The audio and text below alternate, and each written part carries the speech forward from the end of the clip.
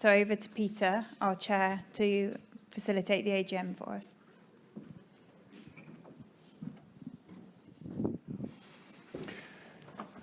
Thank you, Jen. Yes, I think we're ready to start the AGM. So, as you know, we have a couple of elections, we have some resolutions, and at the end of this session, the voting will close. So hopefully everybody's got their voting codes and you've done it electronically. If there is anybody who needs to vote in person, please make yourself known and we'll make sure you can do that. So also let me just make sure that everybody that should be here for the AGM is, and anybody who shouldn't be here for the AGM should now leave. So we have 7 agenda items for the AGM.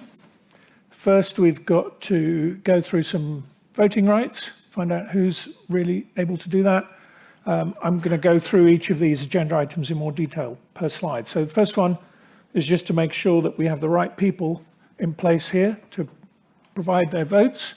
And if you are able to, you can still do that online until the end of this session.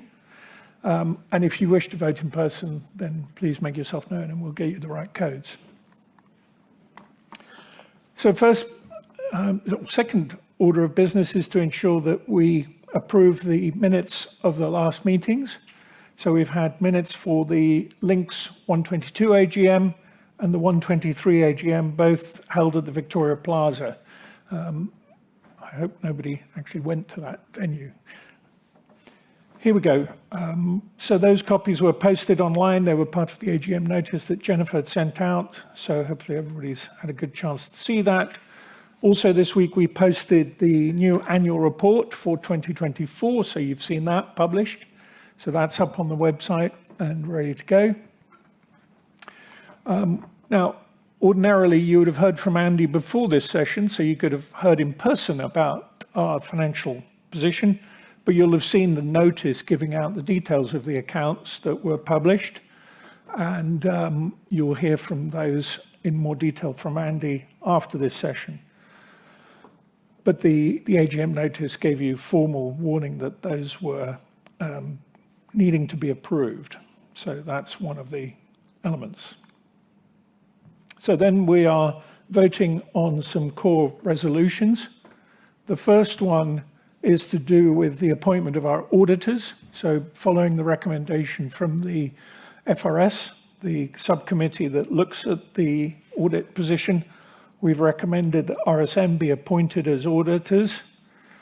That's already happened, in fact, but now we need the membership to formally approve that. Secondly, as Jennifer already referenced, we have a new LINX membership agreement that we've been consulting on, that there have been quite a few sessions on, and now it's time for you to vote for its formal approval. And if you recognise that and support that, then this will take effect from, I think, the 2nd of July. I think Jennifer said 1st, but it's actually the 2nd of July that this will take effect. So those 2 resolutions were also provided in the AGM notice and are as part of the voting pack. The 7th item of business is the board election. So you know we have 2 vacancies for the board of LINX, and we have 4 candidates standing.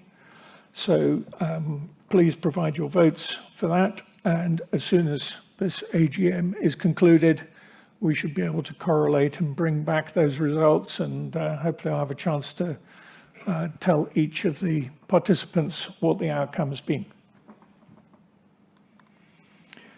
And then we get to the suspension of membership.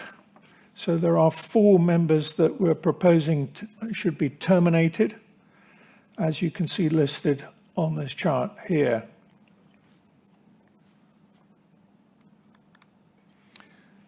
That concludes the business of the AGM. Thank you very much. Voting is now closed, so we will have results hopefully sometime this evening, both on the board election